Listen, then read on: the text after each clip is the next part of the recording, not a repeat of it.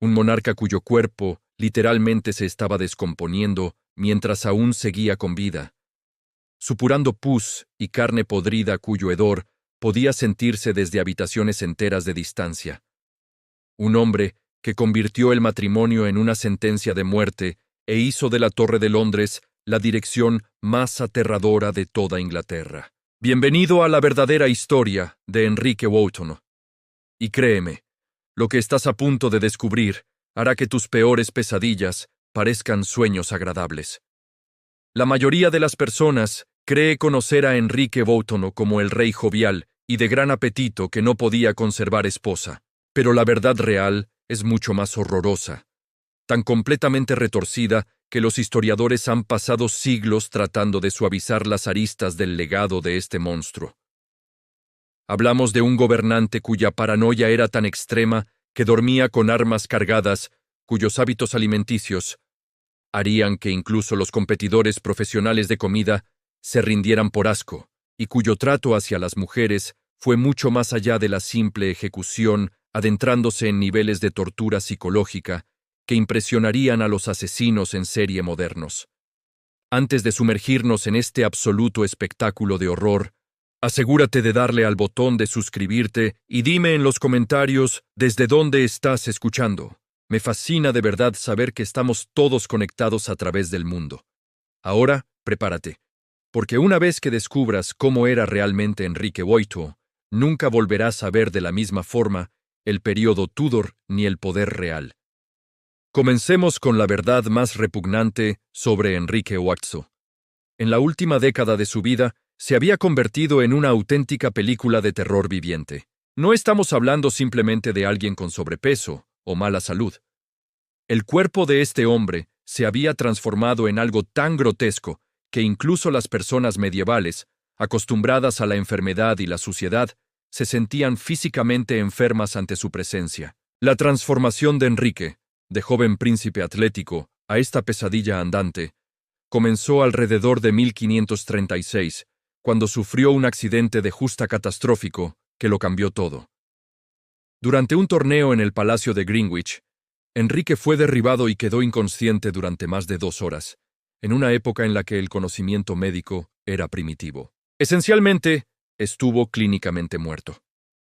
Cuando finalmente recuperó el conocimiento, quienes estaban cerca de él notaron cambios inmediatos en su personalidad. El rey relativamente razonable se volvió cada vez más paranoico, violento y completamente impredecible. Pero los cambios físicos fueron aún más horribles. El accidente le dejó heridas en las piernas que nunca sanaron correctamente. Con los años, esas heridas se convirtieron en úlceras infectadas y putrefactas que fueron consumiendo cada vez más su parte inferior del cuerpo. No hablamos de pequeños cortes. Eran enormes llagas abiertas que supuraban constantemente pus, sangre y carne en descomposición. El olor era tan insoportable que los cortesanos literalmente tenían arcadas al acercarse al rey. Los relatos de la época describen que el hedor podía sentirse desde varias habitaciones de distancia. Los sirvientes se tapaban la nariz con pañuelos perfumados cuando se veían obligados a atender a Enrique, y muchos acababan vomitando solo por el olor. Los propios médicos del rey estaban tan asqueados por el estado de sus piernas que inventaban excusas para evitar examinarlo, a pesar de que negarse a tratar al rey podía considerarse traición. A medida que Enrique envejecía, su peso alcanzó proporciones descomunales. En sus últimos años pesaba aproximadamente 180 kilos, con una cintura de unos 137 centímetros.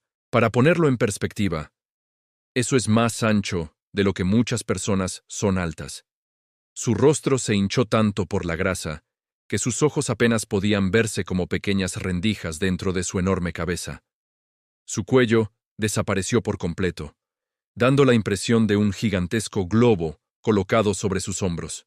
La movilidad del rey se redujo tanto que necesitó sillas especiales con poleas y ruedas para desplazarse por sus palacios.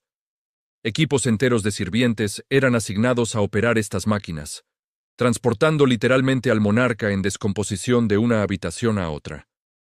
Pero aquí viene la parte verdaderamente repugnante. Mientras lo movían, Pedazos de carne infectada literalmente se desprendían de sus piernas, dejando un rastro de restos reales en plena descomposición por los pasillos del palacio.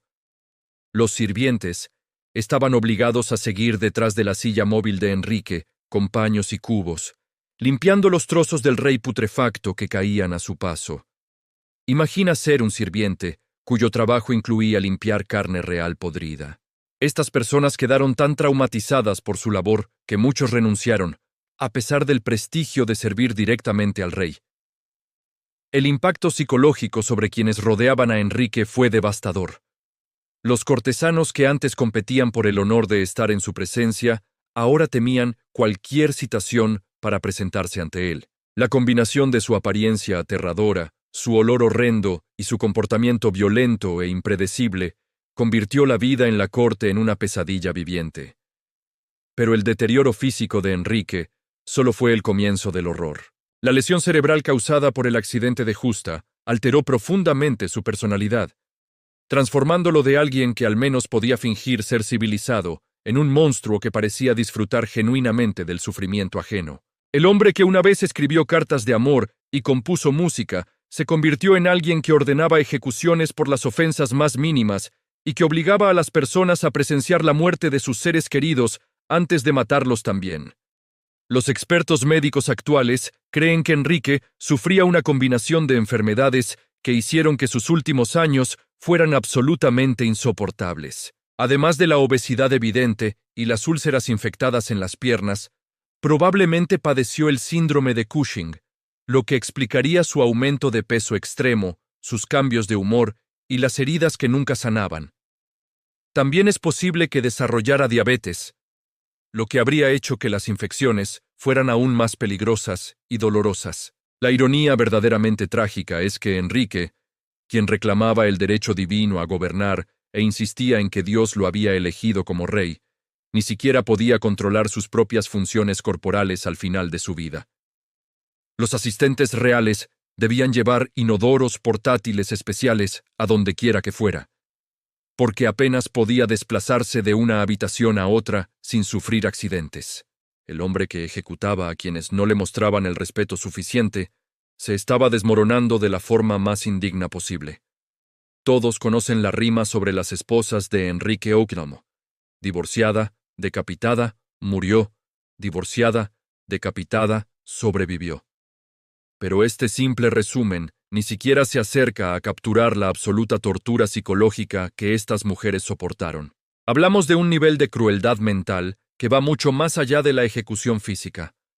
Enrique no solo mató a sus esposas, primero destruyó sistemáticamente sus mentes, convirtiendo el matrimonio con el rey de Inglaterra en la experiencia más aterradora que una mujer podía vivir. Comencemos con Catalina de Aragón, su primera esposa, y posiblemente la que sufrió el tormento psicológico más prolongado. Catalina no solo fue divorciada, sino aislada, humillada y llevada a lo que muchos creen que fue una muerte por envenenamiento. Cuando Enrique decidió que quería casarse con Ana Bolena, no le pidió simplemente el divorcio a Catalina.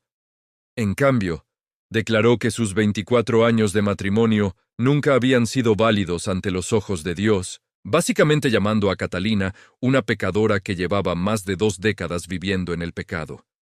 Pero la crueldad fue mucho más profunda que la humillación pública. Enrique le prohibió a Catalina ver a su hija María, utilizando a la niña como arma contra su madre. Imagina que te digan que no puedes ver a tu propia hija porque tu esposo ha decidido que tu matrimonio nunca existió. Catalina pasó sus últimos años prácticamente bajo arresto domiciliario, sin poder usar su título real, aislada de amigos y familiares y constantemente amenazada con la ejecución si no aceptaba la versión de la realidad de Enrique. La guerra psicológica que Enrique emprendió contra Catalina fue calculada e implacable. Un día le enviaba regalos y mensajes amables, al siguiente la amenazaba con cargos de traición. La obligaba a firmar documentos, reconociendo que su matrimonio era inválido. Luego, cambiaba de opinión y le exigía otros documentos distintos. La constante incertidumbre y el miedo la llevaron literalmente a enfermarse físicamente. desarrolló graves problemas estomacales que muchos historiadores creen que fueron causados por el estrés crónico y posibles intentos de envenenamiento. Cuando Catalina murió finalmente en 1536, estaba completamente sola, salvo por un puñado de sirvientes leales. Enrique se negó a asistir a su funeral y prohibió a su hija María visitar a su madre en su lecho de muerte. Las cartas finales de Catalina a Enrique, rogándole que mostrara misericordia con su hija y expresando su amor continuo por él, jamás fueron respondidas. El hombre al que había amado y servido durante más de 2 décadas ni siquiera se molestó en reconocer su muerte. El destino de Ana Bolena fue aún más horroroso, porque el trato que Enrique le dio reveló su capacidad para la planificación sádica más elaborada. Cuando Enrique decidió deshacerse de Ana, no solo ordenó su ejecución, sino que orquestó toda una conspiración diseñada para maximizar su sufrimiento psicológico antes de su muerte. Primero, Enrique hizo torturar al músico de Ana, Mark Smeaton, hasta que confesó haber tenido una aventura con la reina. Pero Enrique no quedó satisfecho con una sola confesión. Mandó arrestar a otros 4 hombres, incluido el propio hermano de Ana, George, y los obligó a confesar adulterio con ella. La tortura psicológica de ver a personas inocentes destruidas por su relación con ella debió de ser insoportable para Ana. Pero la crueldad de Enrique alcanzó su punto máximo cuando obligó a Ana a presenciar las ejecuciones de los 5 hombres que supuestamente se habían acostado con ella. Ella tuvo que permanecer allí sabiendo que sería la siguiente, viendo morir a su hermano y a amigos inocentes por las fantasías paranoicas de su esposo. La visión de la cabeza decapitada de su hermano siendo levantada ante la multitud estaba diseñada para quebrarla mentalmente antes de su propia ejecución. Incluso la muerte de Ana fue convertida en una sesión de tortura psicológica. Enrique había programado originalmente que fuera quemada en la hoguera, el castigo tradicional por adulterio, pero luego, misericordiosamente, lo cambió por la decapitación. Importó a un verdugo especial desde Francia, supuestamente para asegurar una muerte limpia, pero en realidad para prolongar el tormento psicológico de Ana durante varios días extra, mientras esperaba la llegada del ejecutor. Ana pasó sus últimos días en la Torre de Londres, alternando entre la histeria y una inquietante calma, a veces riendo de forma incontrolable y otras rezando durante horas. La presión psicológica de saber que estaba a punto de morir por crímenes que no había cometido, sumada al trauma de ver morir a hombres inocentes por su culpa, la había empujado claramente al borde de la locura. La historia de Catalina Howard es quizá la más perturbadora, porque ella era esencialmente una adolescente cuando Enrique se casó con ella, y el trato que recibió revela su capacidad para destruir mentes jóvenes. Catalina tenía tal vez 19 o 20 años cuando Enrique, ya un hombre grotescamente obeso, en la cuarentena avanzada y con las piernas en estado de putrefacción, decidió convertirla en su quinta esposa. El matrimonio en sí mismo ya debió de ser traumático. Imagina ser una joven obligada a compartir la cama con un hombre cuyo cuerpo literalmente se estaba descomponiendo. Cuando Enrique descubrió que Catalina había tenido relaciones sexuales antes del matrimonio, su reacción mostró toda la magnitud de su crueldad psicológica. No solo la ejecutó, aprobó una ley que convertía en traición casarse con el rey sin revelar por completo el historial sexual. Piensa en el narcisismo y la mezquindad necesarios para cambiar todo el sistema legal solo porque descubriste que tu esposa adolescente no era virgen. Pero el trato de Enrique hacia Catalina fue más allá de los cambios legales. La hizo encarcelar en la Torre de Londres durante meses antes de su ejecución, tiempo durante el cual le enviaba mensajes alternando entre falsas esperanzas y amenazas de muerte. Un día insinuaba que podría ser perdonada si confesaba sus pecados. Al siguiente, le enviaba descripciones detalladas de cómo sería llevada a cabo su ejecución. La tortura psicológica fue tan extrema que, según los informes, Catalina sufrió varias crisis nerviosas durante su encarcelamiento. Los guardias la describían alternando entre períodos de completo silencio y ataques de gritos que se escuchaban por toda la torre. Cuando finalmente fue ejecutada, los testigos señalaron que parecía haber envejecido años en solo unos pocos meses. El estrés había cambiado literalmente su apariencia física. Jane Seymour, a menudo llamada la esposa afortunada porque murió por causas naturales, en realidad revela otro aspecto de la crueldad de Enrique. Jane murió por complicaciones tras dar a luz al hijo de Enrique, Eduardo. Pero la reacción de Enrique ante su muerte demuestra su absoluta incapacidad para ver a sus esposas como seres humanos, y no solo como instrumentos para producir herederos. A los pocos días de la muerte de Jane, Enrique ya estaba haciendo planes para su siguiente matrimonio. Esperó exactamente 9 días después del funeral de Jane para comenzar a negociar con posibles nuevas esposas. Pero el detalle más revelador sobre el trato de Enrique hacia Jane es lo que ocurrió durante su parto. Jane estuvo en trabajo de parto durante más de 30 horas, claramente en un sufrimiento extremo. Pero los médicos de Enrique estaban más preocupados por salvar al bebé que a la madre. Existen relatos que sugieren que Enrique incluso dio órdenes de priorizar la vida del niño sobre la de Jane, tratando esencialmente a su esposa como un recipiente desechable para producir un heredero. Ana de Cleves podría parecer otra esposa afortunada porque sobrevivió, pero su experiencia revela la capacidad de Enrique para la manipulación psicológica a gran escala. Cuando Enrique decidió que ya no quería estar casado con Ana, la obligó a aceptar una anulación del matrimonio, amenazándola con la ejecución si se negaba. Ana estaba tan aterrorizada por Enrique que aceptó fingir que su matrimonio nunca había existido, y de hecho le dio las gracias por el privilegio de no haber sido asesinada. La presión psicológica que Enrique ejerció sobre Ana fue increíble. Básicamente, le dio a elegir entre aceptar la humillación pública o enfrentar el mismo destino que Ana Bolena y Catalina Howard. Ana eligió sobrevivir, pero el precio fue pasar el resto de su vida fingiendo que su matrimonio con el rey de Inglaterra había sido un error que nunca contó de verdad. Catalina Parr, la última esposa que sobrevivió, estuvo en realidad mucho más cerca de la ejecución de lo que mucha gente imagina. Enrique incluso había firmado la orden de arresto contra ella, bajo cargos de herejía. Pero Catalina logró salvarse mediante un acto de manipulación psicológica, que deja en evidencia lo aterrador que era estar casada con Enrique Waito. Cuando Catalina se enteró de la orden de arresto, fue ante Enrique y lo convenció de que sus discusiones religiosas no eran intentos de enseñarle, sino de aprender de su sabiduría superior. Ese acto de completa sumisión y adulación al ego fue suficiente para salvarle la vida. Pero imagina la presión psicológica de tener que vigilar constantemente cada palabra que decías frente a tu propio esposo, sabiendo que una frase equivocada podía llevarte literalmente a la ejecución.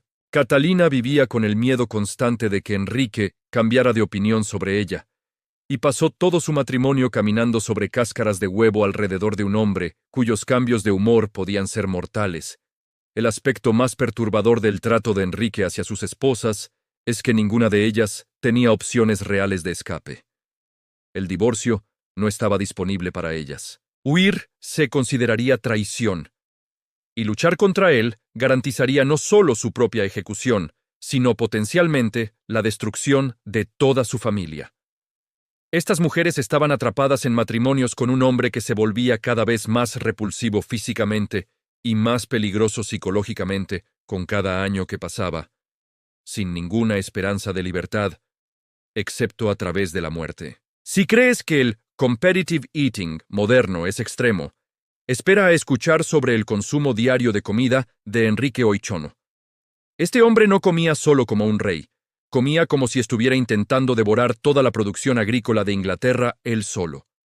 Hablamos de hábitos alimenticios tan excesivos, tan completamente desquiciados, que hoy serían considerados una enfermedad mental. En sus últimos años, Enrique consumía aproximadamente 5.000 calorías al día.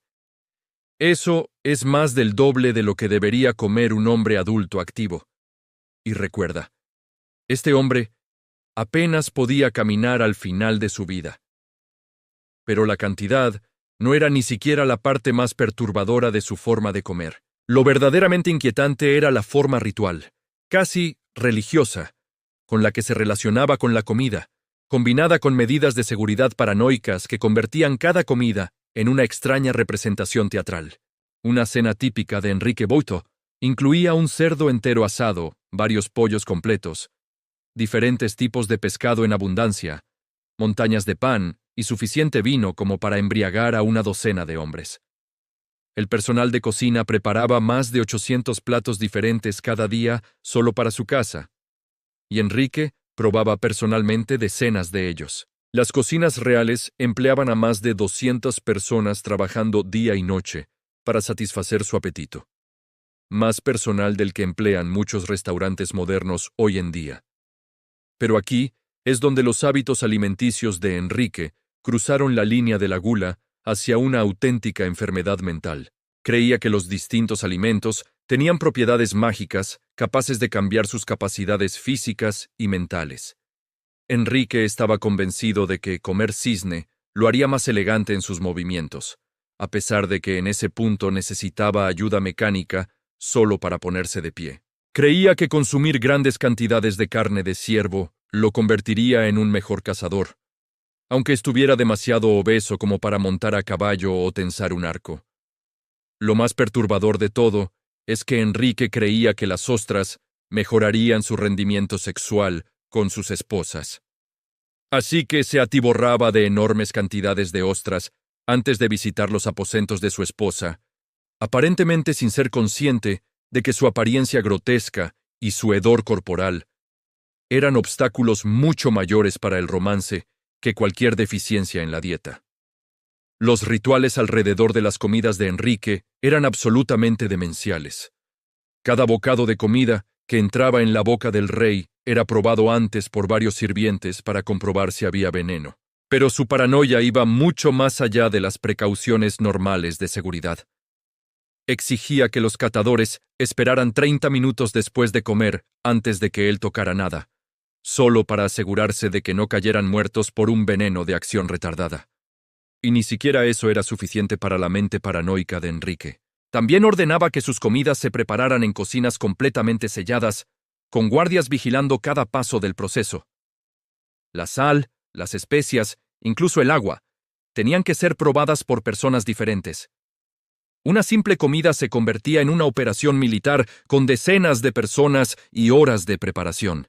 Las experiencias gastronómicas de Enrique eran básicamente actuaciones teatrales en las que comía delante de cientos de cortesanos, y todo el proceso podía durar hasta 4 horas. Imagina estar sentado allí viendo a este rey gigantesco y putrefacto consumir lentamente comida suficiente para alimentar a un pequeño pueblo, mientras finges que ese comportamiento es perfectamente normal para un monarca.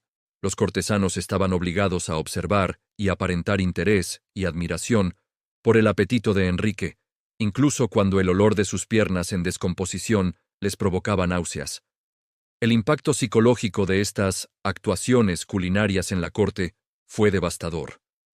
La gente se veía obligada a sonreír y aplaudir mientras veía a su rey consumir cantidades obscenas de comida, sabiendo que mostrar cualquier signo de repulsión o desaprobación podía interpretarse como una crítica al comportamiento real, lo cual era traición. Estas cenas se convirtieron en ejercicios de tortura psicológica colectiva, donde todos debían fingir que no estaban presenciando algo profundamente perturbador.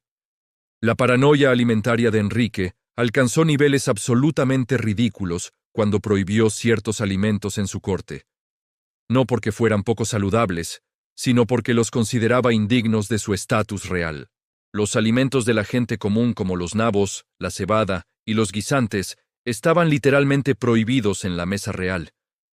Aunque, irónicamente, probablemente habrían sido mucho mejores para su salud que las montañas de carne y azúcar que consumía a diario. La ironía es abrumadora. Mientras Enrique se atiborraba con comida suficiente para alimentar a decenas de personas, gran parte de Inglaterra sufría escasez de alimentos y problemas agrícolas. El consumo excesivo del rey no solo era destructivo a nivel personal, literalmente estaba quitando comida a sus propios súbditos. Las cocinas reales consumían enormes cantidades de carne, grano y otros productos básicos que podrían haber alimentado a cientos de familias humildes. Aún más perturbador es cómo los hábitos alimenticios de Enrique afectaban su capacidad de gobernar. Los relatos contemporáneos describen cómo tomaba decisiones políticas y militares cruciales en medio de atracones gigantescos, a menudo tan intoxicado por el vino que apenas podía hablar con coherencia. Tratados se firmaban, guerras se declaraban y personas eran condenadas a muerte por un rey, que muchas veces estaba demasiado borracho y aturdido por la comida como para entender lo que estaba aprobando. El aspecto más grotesco de la gula de Enrique era la forma en que interactuaba con su cuerpo en descomposición. El exceso de comida empeoraba sus problemas de salud, lo que lo llevaba a comer más para intentar sentirse mejor, creando un círculo vicioso que aceleraba su decadencia física.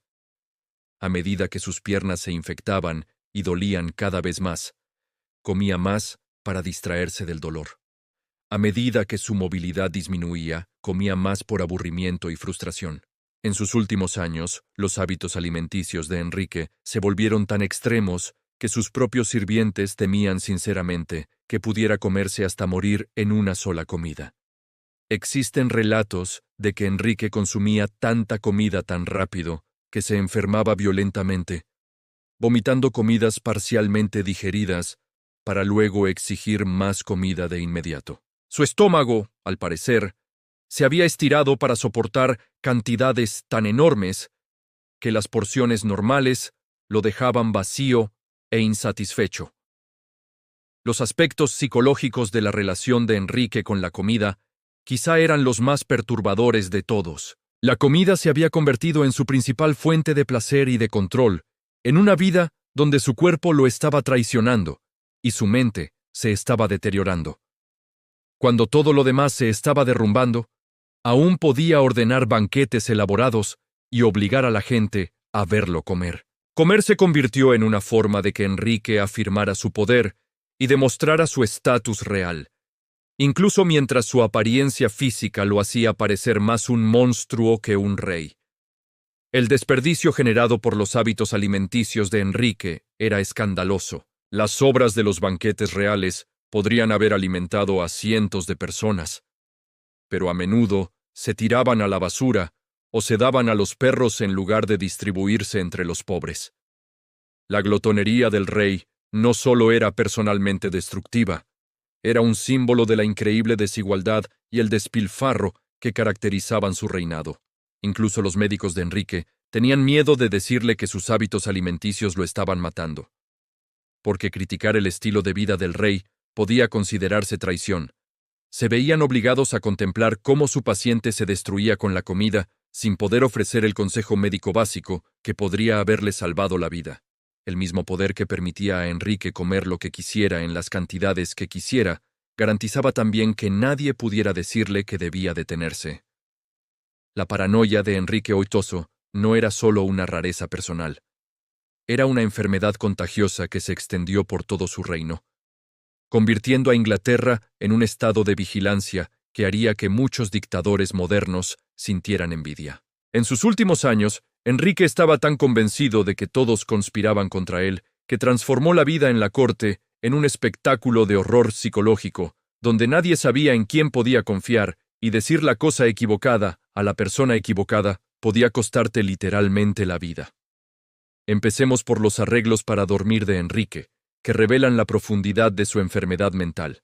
El rey dormía con ballestas cargadas junto a su cama y guardaba varios puñales bajo la almohada. Pero eso era solo el comienzo de su teatro de seguridad nocturna.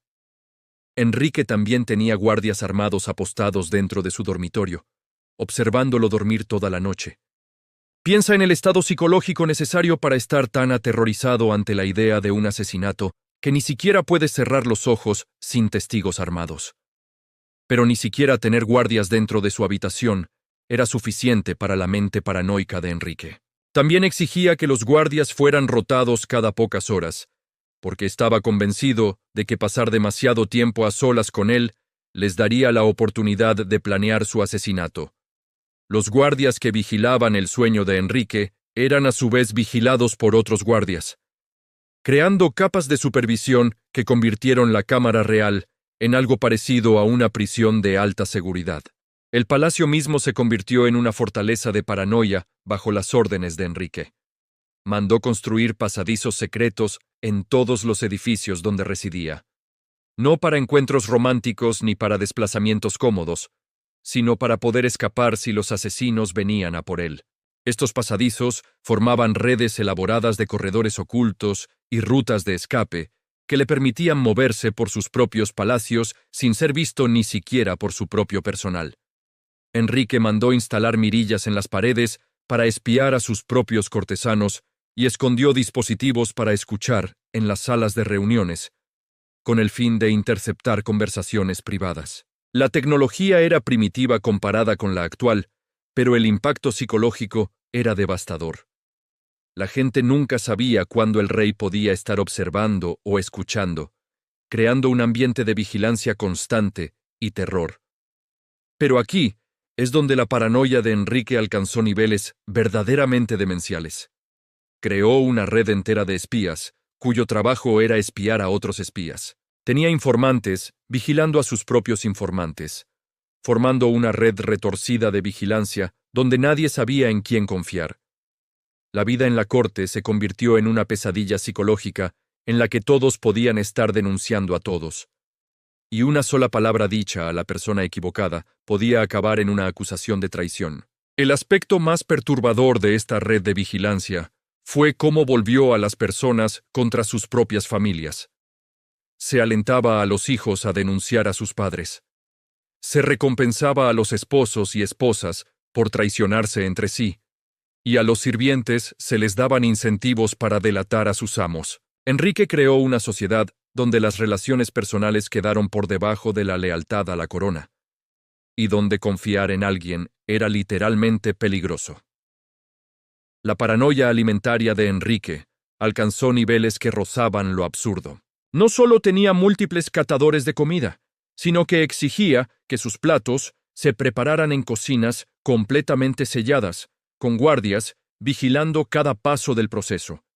Cada ingrediente debía ser probado por personas distintas, y todo el proceso de preparación era supervisado por personal de seguridad, que, a su vez, era vigilado por otro personal de seguridad. Las medidas de seguridad alrededor de la comida eran tan extremas que preparar una comida sencilla se convertía en una operación militar. La sal debía ser probada. El agua debía ser verificada como segura. Incluso los platos y los utensilios tenían que ser examinados en busca de veneno. El personal de cocina vivía con el miedo constante de que cualquier contaminación o error en la comida fuera interpretado como un intento de asesinato, lo que conduciría directamente a su ejecución. Pero la paranoia de Enrique no se limitaba a los adultos. Llegó a sospechar incluso de sus propios hijos. Tenía espías vigilando a la princesa María y a la princesa Isabel, sus propias hijas, porque estaba convencido de que planeaban derrocarlo. Eran solo niñas, y él las trataba como agentes enemigos dentro de su propio hogar. El impacto psicológico en María e Isabel, de crecer sabiendo que su propio padre las consideraba amenazas potenciales, fue devastador e influyó en toda su vida. El aspecto más grotesco de la paranoia de Enrique fue cómo afectó sus relaciones con sus esposas. Cada matrimonio se convirtió en un ejercicio de guerra psicológica, donde Enrique ponía a prueba la lealtad de su esposa mediante trampas y planes elaborados. Hacía que los sirvientes le informaran de conversaciones falsas para ver cómo reaccionaba su esposa, o fingía estar enfermo para comprobar si ella mostraba la preocupación adecuada, o si en el fondo esperaba su muerte. Las pruebas paranoicas de Enrique hacia sus esposas solían implicar que fueran seguidas por espías que informaban sobre cada conversación y cada actividad. Las mujeres eran, en esencia, prisioneras dentro de sus propios matrimonios, incapaces de tener conversaciones privadas o relaciones personales sin preguntarse si todo lo que decían acabaría siendo reportado a su marido, cada vez más inestable. La paranoia llegó a ser tan extrema que Enrique comenzó a ejecutar a personas por crímenes que aún no habían cometido. Hacía matar a alguien porque había soñado que lo traicionaba, o porque alguien sugería que quizá podría ser desleal en el futuro. La Torre de Londres estaba constantemente llena de personas cuyo único delito era existir cerca de Enrique mientras atravesaba uno de sus episodios paranoicos. Uno de los ejemplos más perturbadores de estas ejecuciones preventivas fue el del marqués de Exeter, ejecutado principalmente porque Enrique soñó que conspiraba contra él. El marqués no había mostrado más que lealtad a Enrique durante toda su vida, pero la interpretación paranoica de un sueño fue suficiente para justificar su muerte. Esto sentó un precedente que hizo que todos los que rodeaban a Enrique vivieran en un terror constante. Como la lealtad y la inocencia ya no eran ninguna protección frente a las fantasías paranoicas del rey, la paranoia de Enrique se volvió tan contagiosa que infectó a toda la corte y finalmente se extendió por toda Inglaterra. Los nobles empezaron a espiarse entre ellos por recompensas imaginarias. Los sirvientes traicionaban a sus amos para protegerse de posibles acusaciones. Y todos vivían con el miedo constante de ser la próxima víctima de las sospechas delirantes del rey. El impacto psicológico de vivir bajo el estado de vigilancia paranoica de Enrique fue devastador para todos. Nadie podía confiar en sus amigos, en su familia, ni siquiera en sus propios sirvientes. Cada conversación debía ser cuidadosamente vigilada para evitar cualquier frase que pudiera interpretarse como una crítica al rey, y cada relación debía evaluarse por su potencial para generar sospecha. El aspecto más trágico de la paranoia de Enrique fue cómo destruyó la lealtad genuina y creó precisamente la deslealtad que él intentaba prevenir. Personas que habían sido verdaderamente devotas a Enrique se volvieron resentidas y temerosas, mientras que aquellos que quizá realmente conspiraban contra él aprendieron a ser más cuidadosos y engañosos. El estado de vigilancia no hizo que Enrique estuviera más seguro. Lo hizo más aislado y, en última instancia, más vulnerable. Al final de su reinado, Enrique era prácticamente un prisionero de su propia paranoia. No podía confiar en nadie, no podía formar relaciones auténticas, y ni siquiera podía disfrutar del poder por el que tanto había luchado. El hombre que había comenzado su reinado como un rey popular y carismático, se había convertido en un dictador aislado, aterrorizado, y cada vez más inestable, que veía enemigos en todas partes y no podía encontrar consuelo en ningún sitio. El aspecto más irónico de las elaboradas medidas de seguridad de Enrique es que probablemente lo hicieron menos seguro en lugar de más. La vigilancia constante y las pruebas de lealtad crearon una atmósfera de resentimiento y miedo que motivó conspiraciones reales contra él. Mientras las reacciones paranoicas ante amenazas imaginarias desviaban la atención de los peligros verdaderos, la paranoia de Enrique se convirtió en una profecía autocumplida que generó exactamente el entorno de deslealtad y amenaza que intentaba evitar. Uno pensaría que la muerte pondría fin a la capacidad de Enrique VII de causar caos y horror absoluto. Pero estaría equivocado. Este hombre estaba tan comprometido con ser un desastre que incluso su cadáver logró traumatizar a todos los que entraron en contacto con él, creando un último espectáculo de horror grotesco que resumió perfectamente todo su reinado. Comencemos con las últimas semanas de vida de Enrique, que parecían sacadas de una historia de terror medieval. El rey se había vuelto tan enorme que ya no podía soportar su propio peso, y necesitaba equipos de sirvientes para trasladarlo a todas partes, usando sillas diseñadas especialmente con poleas y ruedas. Pero lo más perturbador no era su inmovilidad. Era el hecho de que partes de su cuerpo en descomposición literalmente se caían mientras lo movían. Las heridas en sus piernas se habían infectado de tal manera que trozos de carne podrida se desprendían mientras lo transportaban de una habitación a otra. Se asignó a sirvientes para que caminaran detrás de su silla móvil con trapos y cubos, limpiando los pedazos del rey en descomposición que caían por el camino. Imagina tener un trabajo cuya descripción incluya la limpieza de carne real podrida e intentar mantener la cordura mientras realizas esas tareas día tras día. El olor que emanaba del cuerpo de Enrique se volvió tan insoportable que incluso sus médicos, acostumbrados a los horrores de la medicina medieval, tenían que salir a vomitar. El hedor se detectaba desde varias habitaciones de distancia, y los sirvientes se cubrían el rostro con pañuelos perfumados cuando se veían obligados a atenderlo. Algunos relatos históricos describen el olor como peor que el de las cloacas abiertas de Londres, lo cual es mucho decir considerando las condiciones sanitarias de la Inglaterra del siglo XVI.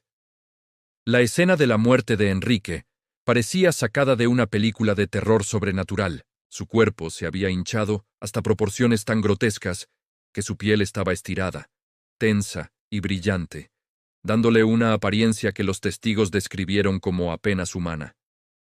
La combinación de obesidad extrema, infecciones masivas y retención de líquidos había transformado al rey en algo que parecía más un monstruo que un hombre. Pero el horror psicológico de los últimos días de Enrique fue más allá de su aspecto físico.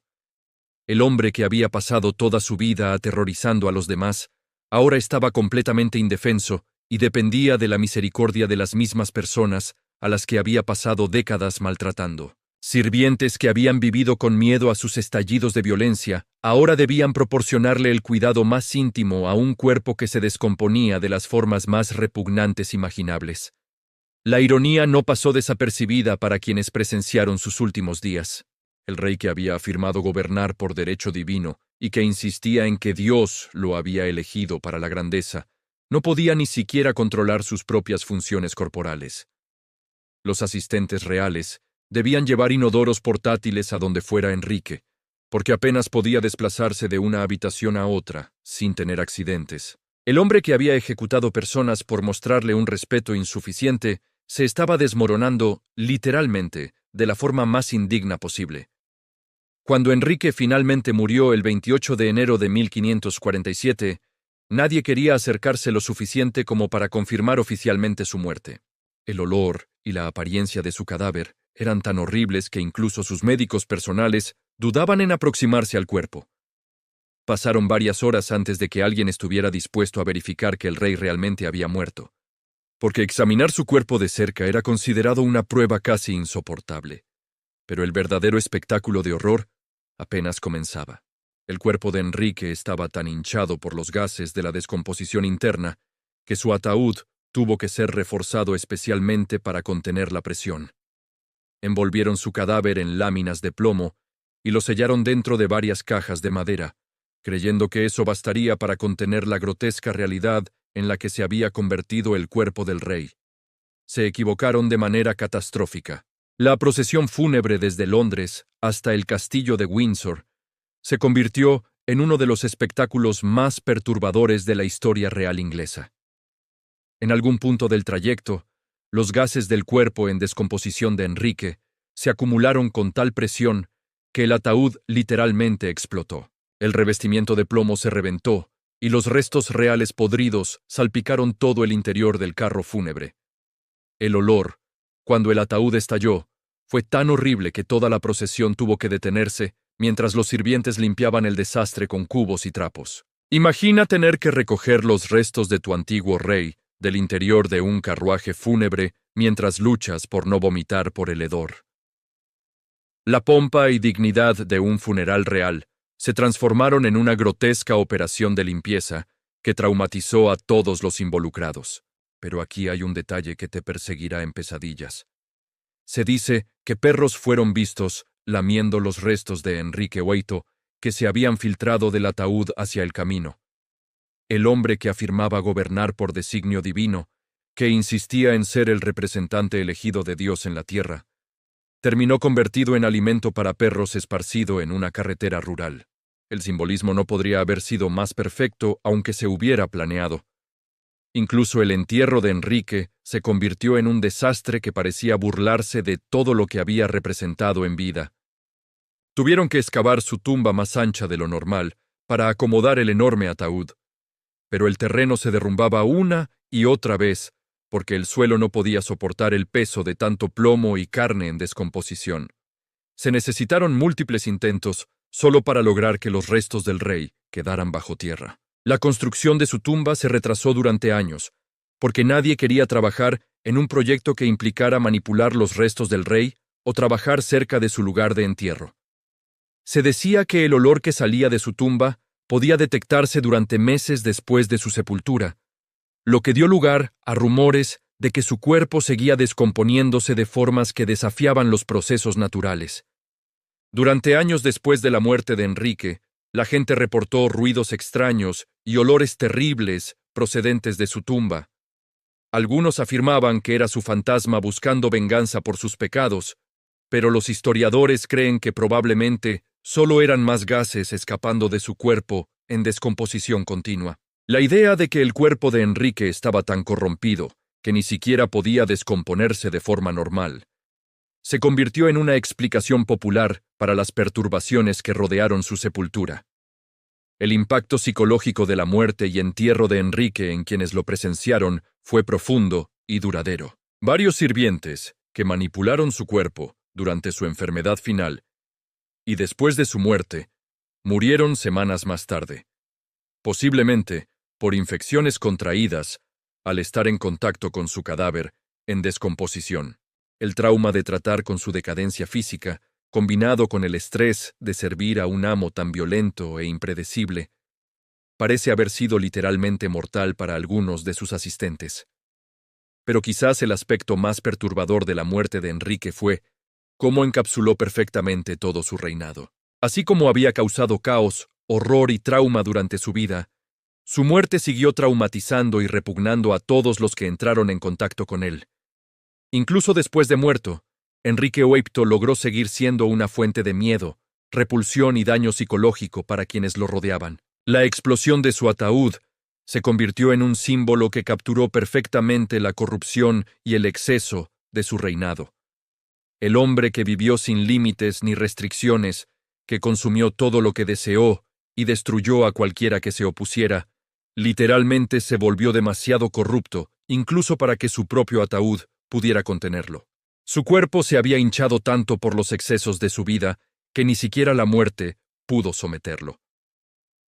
La ironía final de la muerte de Enrique VIII es que despojó de toda apariencia y ceremonia lo que había rodeado su existencia, revelando la realidad fundamental de en qué se había convertido. Sin la corona, los títulos, los palacios y el poder, Enrique quedó expuesto exactamente como sus actos siempre habían sugerido.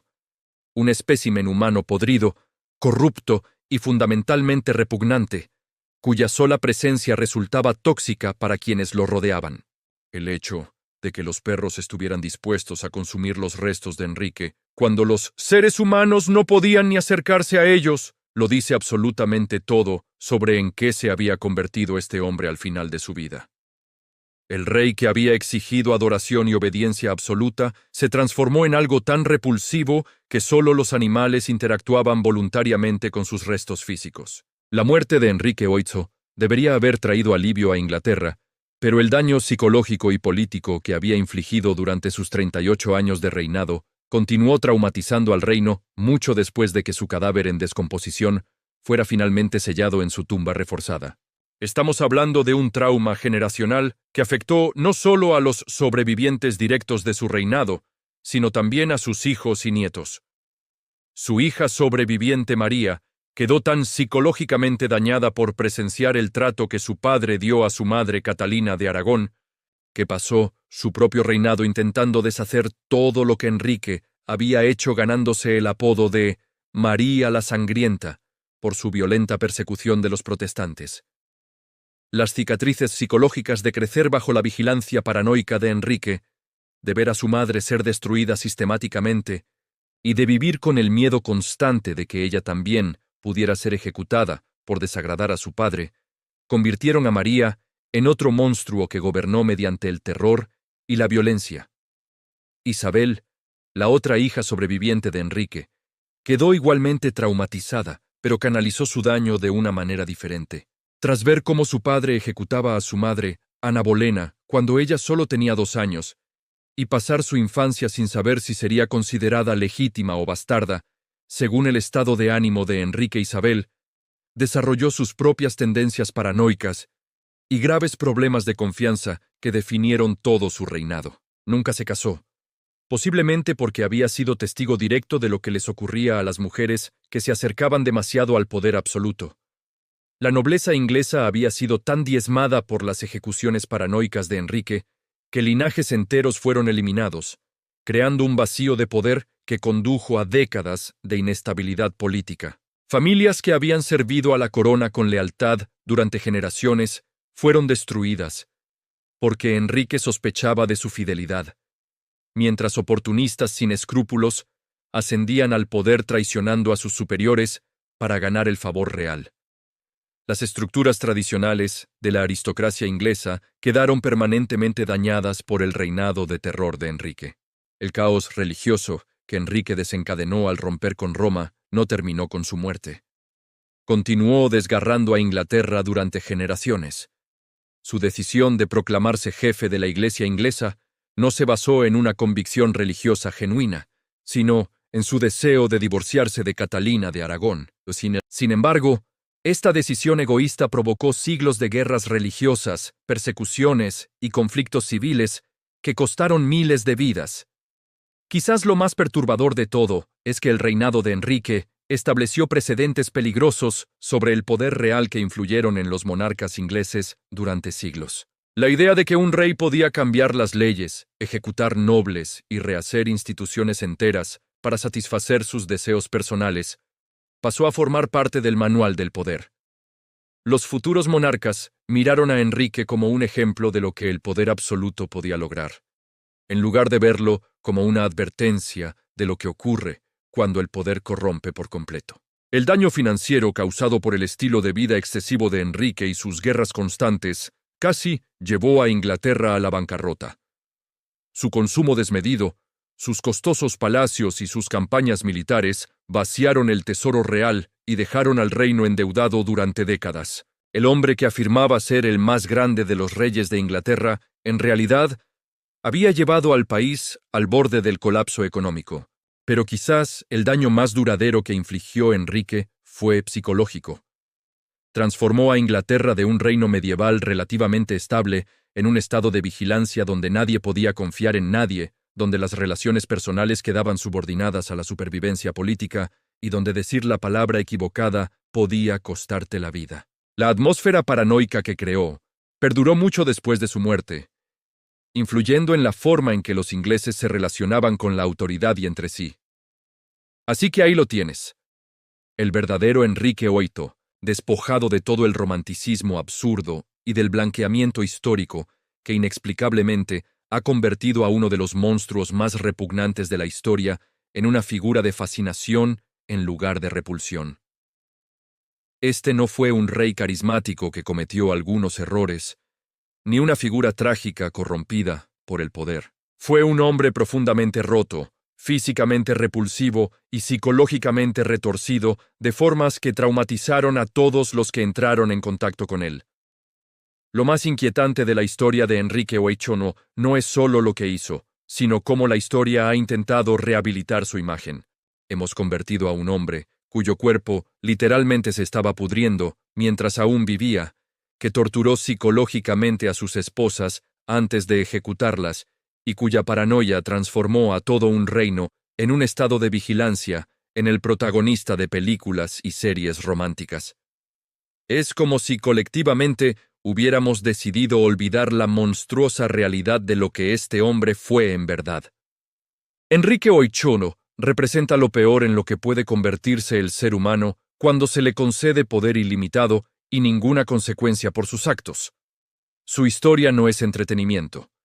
Es una advertencia sobre lo que ocurre cuando las sociedades permiten que los individuos acumulen demasiado poder y cuando fallamos en exigir responsabilidades a nuestros líderes. La próxima vez que veas a Enrique VIII, retratado como una figura romántica de gran tamaño y carisma, recuerda a los sirvientes que debían recoger pedazos de su carne podrida, a las esposas que vivieron aterrorizadas por sus violentos cambios de humor y a las miles de personas que murieron, porque este monstruo no pudo controlar sus fantasías paranoicas. Recuerda que ni siquiera su propio ataúd pudo contener la corrupción de su cuerpo, del mismo modo que su reino no pudo contener la corrupción de su alma.